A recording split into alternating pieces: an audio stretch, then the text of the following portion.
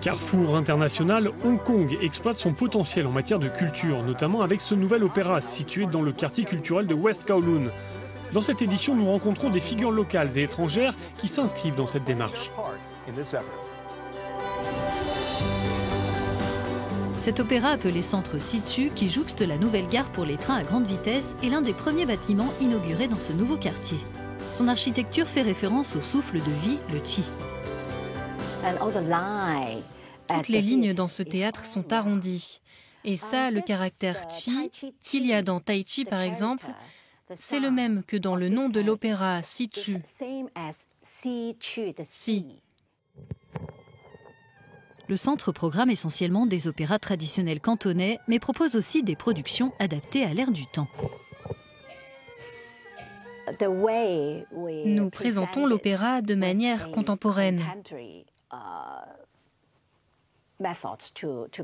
C'est comme cela que les jeunes artistes aiment travailler aujourd'hui. Non loin de là, le futur M+, constituera le plus grand musée d'art moderne de Hong Kong.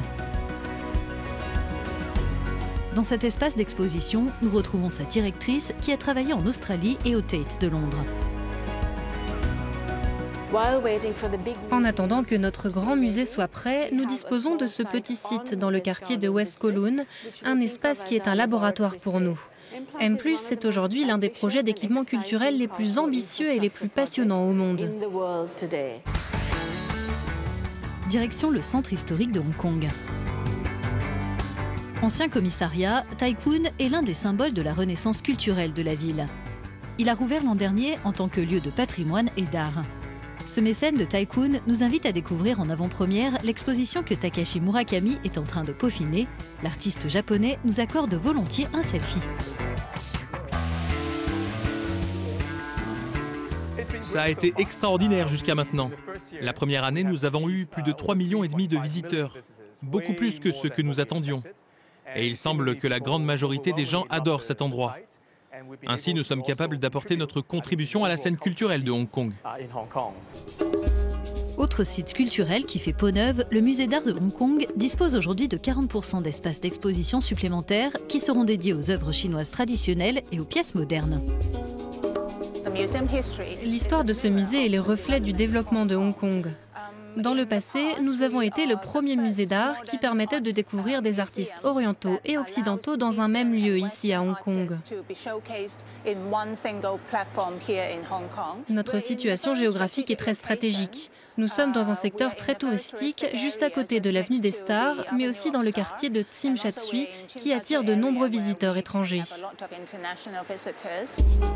À l'extérieur du musée, nous goûtons l'ambiance le long de l'avenue des Stars et découvrons les empreintes de main et les statues de géants du cinéma chinois. Aux côtés de Bruce Lee, vous trouverez le réalisateur John Woo, l'actrice Gong Li et bien sûr Jackie Chan. Hong Kong a servi de décor à de très nombreux longs métrages, parmi les plus récents, le thriller Skyscraper avec Dwayne Johnson. De l'action, il y en a aussi dans le monde de l'art. Fred Cholle, qui a fondé sa Galerie du Monde dans les années 70, expose actuellement le travail de l'artiste chinois de Malaisie, CN Liu.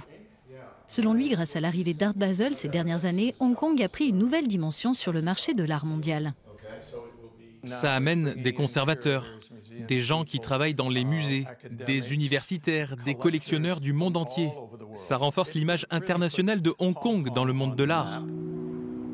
Mais qu'est-ce qui a motivé ce natif de Californie à s'installer ici ? Ce qui m'attire ici, à part la nourriture, je pense que c'est le style de vie. C'est une ville formidable, cosmopolite, sûre. Elle a simplement tout ce que j'aime.